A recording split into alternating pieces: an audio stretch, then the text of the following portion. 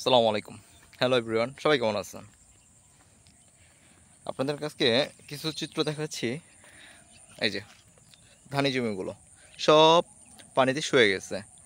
এই গত কয়েকদিন আগে বর্ষার শেষ বৃষ্টি এমনভাবে বৃষ্টি আসলো, সব কিছু মানে কৃষকের বলেন প্রতিটা জমির অবস্থা খুবই করুণ দৃশ্য হয়ে গেল। ঠিক আছে, তো কৃষক এই জমিগুলো থেকে ধান পুরো পাকাপোক্ত হয় নাই, এর আগে কিন্তু কাটায় ফেলতে বাধ্য হয়েছে, কারণ এই ধানগুলো থেকে অলরেডি বীজ বেরোনো শুরু হয়ে গেছে, অনেকগুলো ধান নষ্ট হয়ে যাচ্ছে। তো এখন কি করবা, সবই তো আল্লাহর ইচ্ছা। তো আমি আপনাদেরকে কিছু এই খণ্ডচিত্রগুলো তুলে ধরতেছি বা দেখাচ্ছি।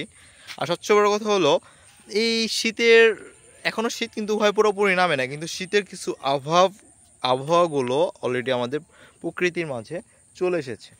অনেক সুন্দর একটা পরিবেশ। এই যে ধানগুলো যেগুলো সব শুয়ে পড়ছে, তবে এগুলো আপনার যদি এটা যদি না হতো, আশা করি আরও সুন্দর লাগতো, সবার কাছে সুন্দর লাগতো, কারণ এই ধানগুলো পেকে যেত, একটা অন্যরকম একটা পরিবেশ তৈরি হতো মানুষের কাছে।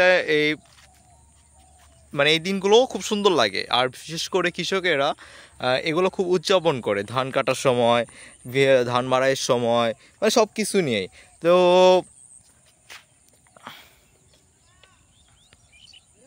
এই যে আমার চতুর্দিকে ধানি জমি, সব ম্যাক্সিমাম ধান কাটা হয়ে গেছে, কাটতে বাধ্য হয়েছে কৃষক, কিছু করার নাই। এই যে এটার পিছনে যেটা রয়েছে ওটা আবার এখনো মনে ধান পাকাপোক্ত হয় না দেখে কাটে নাই, মনে হয় আর কিছুদিন পর কাটবে, এরকম রয়ে গেছে।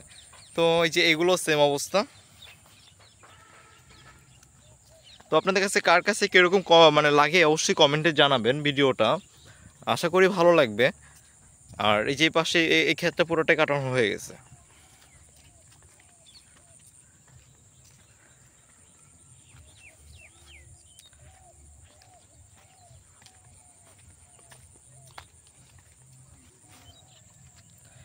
সবচেয়ে বড় কথা হলো, গ্রামীণ পরিবেশ প্রতিটা মানুষের কাছে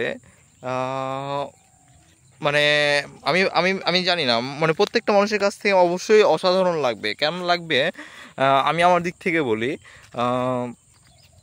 আমি আমি গ্রামে এর আগে কখনোভাবে থাকিনি, সবসময় শহরে ছিলাম, শহরে বড় হয়েছি। তো শহর পরিবেশটাই ওভাবে মানে দেখা।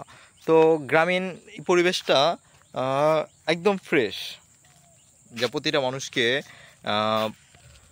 মনোমুগ্ধকর করে রাখবে, ফ্রেশ করে রাখবে।